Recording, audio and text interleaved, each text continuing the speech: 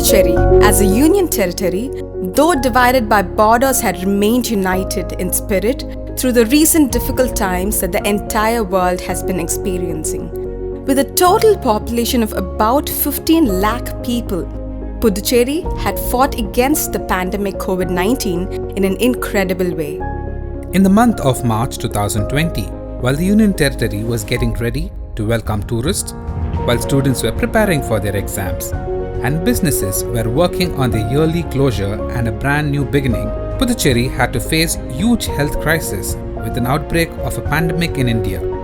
With available medical facilities and bare minimal support from the central government, the Chief Minister of Puducherry, along with his team of ministers, took massive and brave measures against the pandemic. In spite of diverse topography of Puducherry, the Chief Minister, Mr. V. Narayanasamy, efficiently initiated actions to curb the fight against COVID-19. On March 13, 2020, the first meeting with the ministers in charge, along with the medical officials, was held. The seriousness of the virus was put forth by the medical fraternity, and the measures to stop the spread was initiated. Screening of passengers entering the borders of Puducherry began. The official decree made by the Chief Minister of Puducherry to shut down schools, colleges, universities, shopping malls and theatres commenced on March 17, 2020. With the rise of positive COVID-19 cases in India, inspections were held in Mahe and regulations for lockdown were made stringent. The borders of Puducherry was secured and inspections at bus stands took place. On March 20th, a video conference meeting was held between the Prime Minister of India and Chief Minister of Puducherry, discussing on how effectively the government of Puducherry is prepared to control the pandemic in Puducherry. The Prime Minister of India, out of concern for the health of Indian citizens, imposed Janata curfew across nation and took steps to combat COVID-19.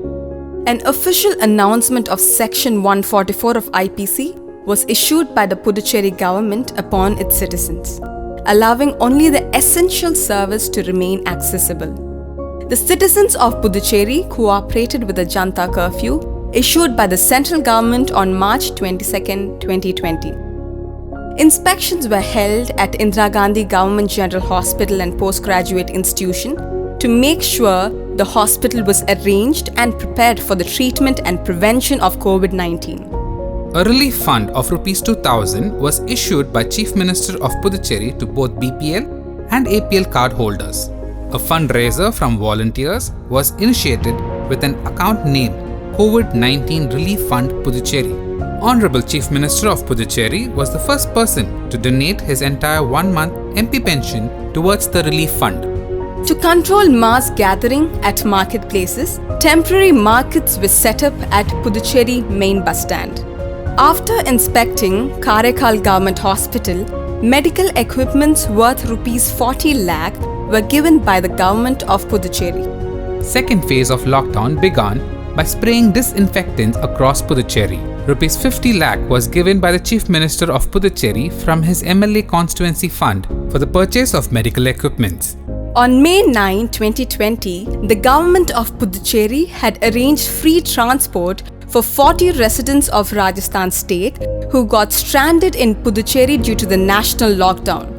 On May 14th, non-resident students of Puducherry University were sent back to their hometown in Kerala and Mahe through bus facilities from Puducherry. Further, 1,168 migrants were transported safe and free of cost to UP and Bihar via special train facilities by the government of Puducherry. Food distributions were made by the Chief Minister of Puducherry and regular inspections are being conducted throughout the Union Territory. The citizens of Puducherry supported every measure that was taken by the government in combating the pandemic. It is safe to say that under the rightful leadership of our Honorable Chief Minister, the team of ministers, the medical fraternity and the Department of Law and Order, as a Union Territory, we have survived a serious crisis. While we are still taking effective steps to return to a normalcy in terms of financial stability, economy and lifestyle, we will still continue to take the necessary measures to keep our citizens aware and safe.